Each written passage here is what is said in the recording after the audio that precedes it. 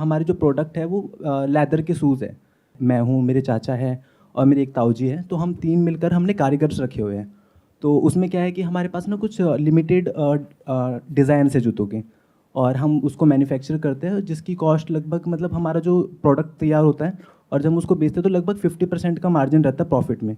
मतलब जितने का हमारा प्रोडक्ट तैयार हो, उससे हम 50% आराम से कमा लेते हैं। मेन का फुटवेयर है, वुमेन का है? Only mains. तो सर अभी हमारे साथ हमारी मतलब प्रॉब्लम क्या है कि जो हमारी मार्केट है वो सिर्फ एक जैसे छोटी सिटी हो गई, वहाँ पर जो मेन मार्केट हो गई, हमने वहाँ पर दुकान डाली हुई है। हम वहाँ पर जितनी भी उस एरिया के जितने भी बंदे हैं, हम उन सबको कवर कर लेते हैं, उनको अपने प्रोडक्ट सेल कर दे रहे हैं। लेकिन मैं चाह रहा हूँ कि हमारी जो मार्केट है वो और भी ज़्यादा एक्सपेंड करे, हम ऑनलाइन भी जाए। अब ऑनलाइन जाने में एक प्रॉब्लम ये है कि ऑलरेडी जो फुटवेयर इंडस्ट्री है वो बहुत बड़ी है, और मतलब बहुत अच्छे अच्छे ब्रांड्स भी। अगर आपको भी कोई मतलब फुटवेयर खरीदना है तो आप बड़े प्रोडक्ट को प्रेफरेंस करके, बड़ी जिसका नाम है ऑब्वियसली। तो अब हमारे साथ ये दिक्कत है कि अगर हम उसको ऑनलाइन उतार रहे हैं तो उसमें कॉस्टिंग भी ज़्यादा आ रही है, और अगर वो प्रोडक्ट हमारा महंगा हो जा रहा है तो फिर उसको कोई कस्टमर हमारे जूते को क्यों प्रेफर करेगा, क्योंकि अगर उसको उतनी ही रेंज में अगर कोई खरीदना है तो वो क्यों ना एक ब्रांड का खरीदें। अभी आपका काम कैसा चल रहा है? कितनी शॉप्स हैं आपकी और आपकी फैमिली की? एक मेरी है, चाचा की इंडिविजुअल, और एक ताऊ जी है उनकी है। कितने कारीगर रखे हुए हैं आपने? सर जो जूती के लिए उसमें 2 कारीगर है और जूती के लिए सिर्फ एक है। टोटल 3 कारीगर हैं। और इन शॉप्स पे कितना स्टाफ होगा और कितने आप लोग, सब आप वहीं बैठते होंगे? हम ही इंडिविजुअली संभालते सभी। अच्छा, जैसे आप लोग ही चाचा की संभालते है हो? तो चाचा संभाल रहे हैं, हमारी है तो हम संभाल रहे हैं, और ताऊ जी की तो वो संभाल कोई रहे हैं। स्टाफ नहीं रखा हुआ है नहीं, अभी? अभी कोई अच्छा, staff तो छोटे लेवल पे है। बिल्कुल बहुत छोटे लेवल पे। और वहाँ पे कितनी वैरायटी होगी, मतलब कितने तरह के जूते रखते हो आप? सर जूते तो हमारे पास, मतलब हम डिज़ाइन का उसमें फ़र्क होता है। जैसे कि अब हम कोई जूता मैन्युफैक्चर कर रहे हैं तो हमारे पास उसकी डाई होती है और एक फर्मा होता है जिस पे पूरे जूते का डिज़ाइन बनता है। तो वो जो फर्मा बनाना या फिर डिज़ाइन तय करना है ना, वो काफ़ी ज़्यादा कॉस्टली होता है, और फिर उसके लिए हमारी उस तरह की ना क्रिएटिव थिंकिंग होनी चाहिए कि हम जूते का डिज़ाइन दे पाए। तो हमारे पास इस समय बहुत ज़्यादा डिज़ाइन नहीं है, ऐसे कुछ 9 से 10 डिज़ाइन है, जिसी को हम रिपीट करते रहते हैं। जैसे कि उसी में कोई कलर चेंज हो गया, टैन कलर दे दिया, ब्राउन कलर दे दिया, ब्लैक कलर दे दिया, वाइट दे दिया। तो इस तरह से ना हम उन्हीं डिज़ाइन में खेल रहे हैं बस आपस में। अच्छा, ये बताओ, जो ब्रांडेड शूज होते हैं उनकी जो रेंज है, जो सबसे कम वाली, जी। उसमें और आपके प्राइस में कितना डिफरेंस है? सर डिफरेंस, हाँ मतलब अच्छा खासा है। जैसे हम जो हमारे अच्छा रेंज है ना वो 600 रुपये के आसपास हम देते हैं, और जो उनका लोवेस्ट रेंज है वो 800-900 रुपये, मतलब 200 रुपये के आसपास का डिफरेंस है।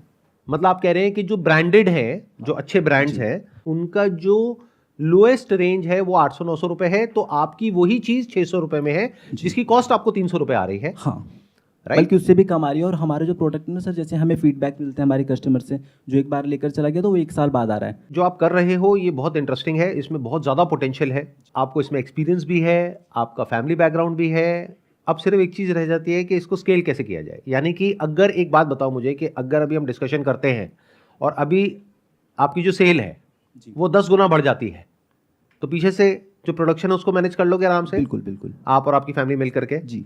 तो वो प्रॉब्लम नहीं है। नहीं। Right? Supply is not a problem, demand is problem. जी। अभी ऑन एन एवरेज कितनी सेल हो रही है आपकी शॉप पे महीने की? हमारा प्रॉफिट हो जाता है लगभग 25 से 30 हज़ार के आसपास। तो सेल हो जाती होगी मे बी लाख रुपए के आसपास। जी। तो अब इसको आराम से समझते हैं कि इस बिजनेस मॉडल को कैसे क्रैक किया जाए। Number 1 is online. देखो, ऑनलाइन जैसे ही आप जाते हो ना, तो उसमें क्या हो जाता है कि अभी आपकी एक शॉप है जो एक पर्टिकुलर एरिया में है, वो भी छोटी सी है। जी। वहां पर वहीं आसपास के लोग आ रहे हैं। The moment you go online, तो एक तरीके से ये मान लो कि वो छोटी सी दुकान आपकी खुल गई एक बहुत बड़े मॉल में, और वहां पर डेली के लाखों लोग आ रहे हैं। अब आप कहोगे कि वहां पे कंपटीशन है, विच इज अ फैक्ट कि भाई बहुत कंपटीशन है ऑनलाइन में। उसके बावजूद भी बहुत सारे लोग हैं जो ऑनलाइन में बहुत पैसा कमा रहे हैं, और बहुत सारे हैं जो ऑनलाइन में अपना स्टोर खोलते हैं मार्केट प्लेसेस में, और वो बंद हो जाता है, नहीं कर पाते हैं।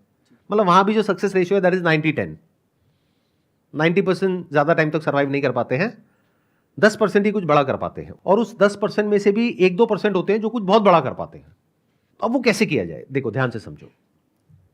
जो ब्रांडेड प्लेयर्स हैं इस सेगमेंट में, उनकी पैकेजिंग को ध्यान से देखो, उनकी मार्केटिंग को ध्यान से ऑब्जर्व करो, ध्यान से देखो ऑनलाइन ऑफलाइन वो अपने आप को कैसे प्रेजेंट करते हैं। ऑनलाइन का सबसे बड़ा बेनिफिट क्या है कि उनको नहीं पता कि ऑफलाइन आपकी छोटी सी दुकान है। जी। Online you can look as big as a big brand, मतलब उन्हीं की जितनी बड़ी एड दे सकते हो। जैसे ही कोई सर्च करे, मान लो ब्लैक शूज फॉर मेन, तो वहीं पे आपकी एड आई, और कई तरह की एड्स आई। जैसे एक सिंपल ऐड होती है, एक है वीडियो ऐड होती है, तो इस तरह की बहुत सारी एड्स होती है। तो सोचो अगर वहां पर आपकी एड्स आ रही है और अगर वो एड की क्वालिटी उन ब्रांडेड के टक्कर की है, और जिस तरह से उन्होंने ऑनलाइन जो उनका स्टोर है, जो उनका पेज है, वहां पे इंफॉर्मेशन दी हुई है, और हो सकता है वो जो ऑफर कर रहे हैं उसमें कहीं ना कोई कमी हो, तो उसको ढूंढो। वो क्या हो सकता है? हो सकता है वो मनी बैक गारंटी दे रहे हो 7 दिन की, तो आप 30 दिन की दो। या जिस मार्केट प्लेस पे जा रहे हो, मान लो अमेजोन पे जा रहे हो, उनसे पूछो मैक्सिमम हम कितने दिन की दे सकते हैं मनी बैक गारंटी। वो कहेंगे 2 महीने की। 2 महीने की दो, हाईलाइट कर दो इसको हर जगह। आपने क्या कहा? आपकी क्वालिटी बहुत अच्छी है। अगर क्वालिटी अच्छी नहीं होती तो मैं ये सजेशन आपको कभी नहीं देता। आप क्या कह रहे हो? मिनिमम 1 साल की लाइफ तो है ही आपके प्रोडक्ट की, राइट?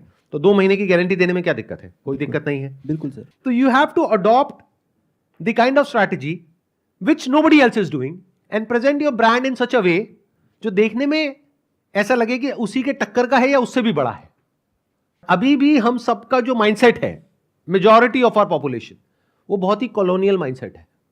मतलब क्या है कि हमारे सबके दिमाग में बैठा हुआ है कि भाई अगर ये फॉरेन का ब्रांड है तो अच्छा ही होगा, महंगा ही होगा, लोकल है तो सस्ता होगा। तो नाम ऐसा रख दो जो देखने में ऐसा लगे कि कोई बाहर का ब्रांड है, तो आपकी एक प्रॉब्लम सॉल्व हो गई। बिल्कुल, कि लोगों ने सुना नहीं है उसके बारे में। अरे जब बाहर का ब्रांड है तो नहीं सुना होगा ना। Yes sir. आपको एक इंटरेस्टिंग आइडिया देता हूं। इस बिजनेस में थोड़ा बहुत पैसा लगा सकते हो। हाँ, कितना तक? 2 से 3 लाख तो मैं कर लूंगा अभी भी। कर लोगे ना जी? ठीक है, आपका ₹1,00,000 लगेगा। पेरिस में जो डिजाइन फर्म्स है उनको कॉन्टैक्ट करो। Why Paris? Because Paris is the fashion hub of the world. तो आपने वहां पे जो डिजाइन फर्म्स है उनको कॉन्टैक्ट किया कि हमको अपने शूज के कुछ डिजाइन बनवाने हैं, और आपको पता है कि इस तरह के शूज ज्यादा बिकते हैं। वो आपको अपनी शॉप पे भी पता है, और ऑनलाइन भी आप जाओगे तो आपको दिख जाएगा कि 1000 तरह के डिजाइन होते हैं, लेकिन बिकते यही 2-3 है जी। तो उनको बोलो ये 2-3 डिजाइन है, इसी को आपको इंप्रूव करके मुझे देना है। और छोटी डिजाइन फर्म को हायर करो, बड़ी को नहीं, क्योंकि बहुत पैसा लग जाएगा। तो कोई छोटी सी फर्म होगी, वो मान लो एक डिजाइन का आपसे ले लेगी $200, तो 3 डिजाइन का कितना हो गया? $600। अब क्या बेनिफिट हुआ? आपके ब्रांड का नाम हो गया कुछ ऐसा जो फ्रेंच है, उसकी लैंग्वेज में कोई पर्टिकुलर वर्ड है, वहां से आपने ढूंढ करके निकाल दिया, which is symbolic for footwear, design in Paris. Design वहां से बन गया, एग्जीक्यूट आपको करना है, वो आपके लिए कोई बड़ी बात नहीं है जी। मतलब आपको सिर्फ उनका नाम चाहिए उस डिजाइन फर्म का। अब इससे क्या हुआ? आप एक झटके में जो और ब्रांड्स हैं इंडिया में उनसे बहुत आगे निकल गए as far as your branding is concerned. अब बात आएगी प्राइस की, क्या करें? देखो, ये जो इंडियन ब्रांड्स हैं उनका एक होगा लोअर एंड ऑफ प्राइसिंग, एक होगा हायर एंड ऑफ प्राइसिंग। ना आप हायर की तरफ जाओ ना लोअर की तरफ जाओ, बीच में कहीं पे चले जाओ। यानी सस्ता बेचना इज नॉट अ सोल्यूशन। हम लोग क्या गड़बड़ करते हैं? हमें लगता है कि अच्छा ऑनलाइन जो अनब्रांडेड है वो बिक रहा है ₹600 का, ब्रांडेड बिक रहा है ₹800 का, तो मैं बेचूंगा ₹500 का। और कस्टमर देखता है, वो कहता है ये तो घटिया होगा, और अगर बिक भी जाता है तो रिटर्न इतना आ जाता है और मार्जिन कम होता है, तो बिजनेस आपका बंद हो जाता है। ऑनलाइन में याद रखो, आपको मार्जिन बहुत अच्छा चाहिए, ऑफलाइन से ज्यादा चाहिए, क्योंकि ऑनलाइन में बहुत सारी ऐसी कॉस्ट होती है जो अभी आपको पता ही नहीं है। जो मार्केट प्लेस है उसका अपना कमीशन है, रिटर्न है, उसके अलावा एडवर्टाइजिंग कॉस्ट है।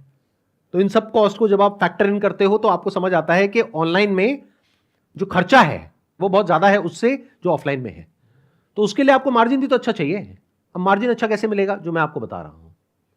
आपने क्या किया? आपने अपने इस प्रोडक्ट को प्राइस किया ना तो बहुत ही कम ना बहुत ही ज्यादा, बीच में कहीं पे प्राइस कर दिया। मान लो उनकी जो टॉप रेंज है वो बिकती है 2000 की, लोअर रेंज है वो बिकती है ₹800 की, तो आपने रखा ₹1200, जो अफोर्डेबल भी हो और लोगों को लगे कि यार ₹800 का ये है, मेरे को ₹400 और देने हैं, मेरे को पेरिस का ये ब्रांड मिल जाएगा।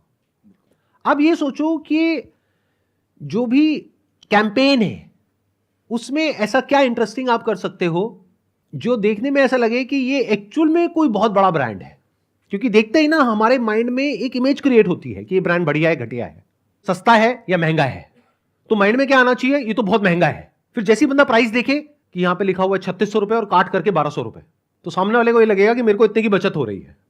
अच्छा, 3600 की चीज मेरे को 1200 में मिल रही है। सर यहाँ पर एक चीज़ और भी कर सकते हैं कि जैसे हम हमारा जो है ना वारंटी अभी भी देते हैं, हमारे कस्टमर्स को हम 1 साल की वारंटी देते हैं कि तुम्हें कोई भी प्रॉब्लम है आप लाकर हमें दे सकते हैं, क्योंकि हमारे पास तो कारीगर बैठे हैं, अगर उनको कोई भी दिक्कत है इस तरह की तो हम उसको रिप्लेस करा देते हैं, उस पर मतलब उसको रिपेयर करा कर उनको वापस कर देते हैं। उससे कस्टमर की जो ट्रस्ट है ना वो हमारे पर बढ़ता है कि भाई इनका जो प्रोडक्ट है वो अच्छा है। जब हम बेच रहे होते हैं ना तब भी हम बताते हैं कि 1 साल की वारंटी है, तो 1 साल तक तो हमारी तरफ से कहीं नहीं जाने वाला, बाकी और भी चल जाएगा तो वो आपके ऊपर है। This will make you different from all other players in the market, और बाकी लोग ये नहीं कर सकते। देखो, एक नए ब्रांड का फायदा क्या होता है, एक छोटी कंपनी का फायदा क्या होता है, आप मार्केट को डिसरप्ट कर सकते हो। आप मार्केट में कुछ ऐसा कर सकते हो जो बड़े प्लेयर्स नहीं कर सकते, क्योंकि वो जो बड़े प्लेयर्स हैं उनकी रेवेन्यू है मान लो 1000 करोड़ की, जहां उन्होंने छोटी सी भी छेड़खानी करी तो उनको 200-300 करोड़ का नुकसान हो जाएगा। बट आपके पास तो अभी खोने के लिए कुछ है ही नहीं, तो आप तो कुछ भी पंगे ले सकते हो, हिला दो पूरी की पूरी मार्केट को। ये एक छोटे ब्रांड का एडवांटेज होता है। बट हम क्या गड़बड़ करते हैं, जो बड़ा ब्रांड ऑफर कर रहा होता है उससे भी घटिया ऑफरिंग देते हैं या उसको मैच करते हैं मैक्सिमम। मैं कह रहा हूं कि एक ऐसी ऑफरिंग दो जो वो बड़े ब्रांड करने के सपने में भी नहीं सोच सकते, और जो मनी बैक गारंटी होती है वो भी 30 दिन की दो।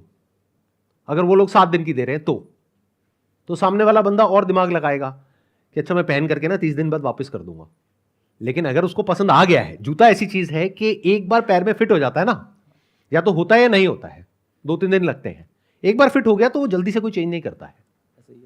तो आपको पता है कि रिटर्न आने के चांसेस बहुत कम है अगर ढंग से इसको किया तो। अब इसमें आपको कोई ऐसा इंसान चाहिएगा जो ब्रांडिंग को और मार्केटिंग को समझता हो। मेरा एक फ्रेंड है, मतलब जो डिजिटल मार्केटिंग कर रहा है इस समय। डिजिटल मार्केटिंग जो कर रहा है वो आपको हेल्प करेगा ये सब मार्केट प्लेसेस में लिस्ट करने के लिए, यहाँ पे टाई अप करने के लिए, अच्छे से प्रोडक्ट डिस्क्रिप्शन डालने के लिए, रिव्यूज लेने के लिए, उन सब चीज़ों के लिए। बट मैं जिसकी बात कर रहा हूँ, मैं कह रहा हूँ इसको कैसे पैकेज करना है, कैसे पोजीशन करना है, तो वो प्रीमियम दिखाने के लिए अपने प्रोडक्ट को, कि वो देखने में लगे कि जो एग्जिस्टिंग ब्रांड्स हैं उनसे भी ज़्यादा प्रीमियम है। उसके लिए आपके पास में 2 ऑप्शन है। एक तो ये कि कोई ऐसी डिज़ाइन फर्म को हायर करो जो बहुत बड़ी ना हो, लेकिन वो जो बंदा है उसने बड़ी बड़ी डिज़ाइन एजेंसीज में काम किया हो, तो वो आपसे लेंगे मान लो 20-30 हज़ार रुपये, 50 हज़ार रुपये। अब ये सुनने में आपको बहुत बड़ा लगेगा, आप कहोगे 50 हज़ार रुपये पैकेज का डिज़ाइन बनाने का, मतलब पैकेज का नहीं, जो डब्बा है उसकी कॉस्ट तो अलग है, सिर्फ डब्बे का डिज़ाइन बनाने का, लोगो बनाने का, मान लो वो 1 लाख रुपये आपसे ले रहा है, और आप और आपके जो फैमिली मेंबर्स हैं वो सब क्या कहेंगे कि ये तो बहुत महंगा है, लाख रुपए उसको देने की क्या जरूरत है, वो हमारे पड़ोस में बैठा है ना प्रिंटर, वो 2000 रुपये में कर देगा ये सारा काम, उसी से करा लो। तो आप समझे क्या गड़बड़ हुई। आप ये नहीं समझ पाए कि ये एक इन्वेस्टमेंट है, ये कॉस्ट नहीं है। कॉस्ट में और इन्वेस्टमेंट में फर्क होता है। Packaging is not different from product. Product तो ऑनलाइन से उनके घर में बाद में पहुंचेगा, बाद में उनको समझ आएगा। अरे परसेप्शन तो पहले ही बन जाएगा देख करके, and based upon that perception या तो वो रिटर्न करेंगे या नहीं करेंगे। तो आपका पूरा बिजनेस मॉडल टिका है how you present yourself, how you package the product. इसके लिए आपको कोई बढ़िया बंदा चाहिएगा, और मैं बता रहा हूं अगर वो बढ़िया बंदा होगा, देखो अगर बहुत बढ़िया होगा तो वो तो 5-10 लाख रुपए लेगा आपसे, और अगर कोई जैसे मैं बता रहा हूं कोई मिड लेवल का बंदा हो लेकिन उसका काम ऐसा हो जो आपको देख करके समझ आ रहा है कि हाँ एक बड़े ब्रांड वाली फील आ रही है, तो वो ₹1,00,000 में इस काम को कर देगा। समझ गए। तो ये ₹1,00,000 को कॉस्ट मत समझ लेना, ये most important part of the business है। इसी वजह से लोग कुछ बड़ा नहीं कर पाते हैं, क्योंकि वो खुद करते हैं। ये बहुत बड़ा सीक्रेट है जो मैं आप लोगों को बता रहा हूं। बिना किसी ब्रांड का नाम लिए मैं आपको एक बात बोल सकता हूं पूरे कॉन्फिडेंस के साथ कि जो भी ब्रांड्स आपके दिमाग में छपे हुए हैं, जैसे फॉर एग्जांपल मैं बोलता हूं ब्लूटूथ हेडफोन, तो कोई ब्रांड आता है माइंड में? आता है ना? उसकी पैकेजिंग कैसी है, उसकी ब्रांडिंग कैसी है, कैसे उसने अपने आप को पोजीशन किया हुआ है, कैसे आपके माइंड स्पेस को कैप्चर किया हुआ है, ये जो सारा खेल है ये डिजाइन का है। It is all designed. तो इस पूरी स्ट्रैटेजी को क्रैक करने के लिए आपको क्या चाहिए? एक ऐसा इंसान चाहिए जो डिजाइन को समझता हो, जिसको उसमें 5-10 साल का एक्सपीरियंस हो लेकिन अभी फ्रीलांसिंग कर रहा हो, या फिर मान लो आपके सर्कल में कोई है जो बड़ी एड एजेंसी में काम कर रहा है और वो पार्ट टाइम बेसिस पे ये कर दे आपके लिए, और वैसे ही 50-60 हज़ार रुपए ले ले। ऐसे बहुत लोग मिल जाएंगे। फिर आपको चाहिए जो प्रिंटर जो उसको एग्जीक्यूट कर सके उस डिजाइन को, वो डिजाइनर ही आपको बता देगा, या फिर आपको ढूंढना पड़ेगा कि दिल्ली एनसीआर में सबसे बढ़िया प्रिंटर्स कौन से हैं जो इस तरह की प्रिंटिंग करते हैं। तो ये हो गया पैकेजिंग का पार्ट। फिर आपको चाहिए एक ऐसा इंसान जो कि ये ऑनलाइन मार्केट प्लेसेस का जो पूरा का पूरा मॉडल है इसको अच्छे से समझते हैं, तो entrepreneurship is all about bringing things together. ध्यान से सुनना, ध्यान से समझना। मैं दोबारा से रिपीट करूंगा इस बात को। आप लोगों के माइंड में क्या गलतफहमी बैठी हुई है कि वो लोग जो बिजनेस में बहुत पैसा कमाते हैं उनमें कुछ एक्स्ट्रा ऑर्डिनरी होता है। अरे नहीं, एक्स्ट्रा ऑर्डिनरी आप में होता है, वो लोग जो जॉब करते हैं। ये बात समझ आई? Yes sir. जैसे स्टीव जॉब्स एप्पल के को फाउंडर जो थे, उनमें खुद में कुछ भी एक्स्ट्रा ऑर्डिनरी नहीं था, बट उनको यह पता था कि जो सामने वाला इंसान है जो उनके वहां पे काम कर रहा है उसमें क्या एक्स्ट्रा ऑर्डिनरी है। तो हर डिपार्टमेंट में एक्स्ट्रा ऑर्डिनरी लोगों को साथ में कैसे लेकर के आना है, ये एक एंटरप्रेन्योर का रोल होता है कि जो बेस्ट इंसान है उस पर्टिकुलर एस्पेक्ट ऑफ बिजनेस में उसको कैसे हायर करना है, या तो फुल टाइम बेसिस पे अगर आप बड़े हो तो, अगर छोटे हो तो कैसे उससे काम करवाना है। बहुत सारे ऐसे एंटरप्रेन्योर्स हैं जिनको मैं जानता हूं जिनके अंदर कोई स्किल नहीं है और वो अरबों खरबों रुपए कमा रहे हैं। क्यों? क्योंकि उनकी कंपनी में जो लोग काम करते हैं उनके अंदर वो सारी स्किल्स हैं।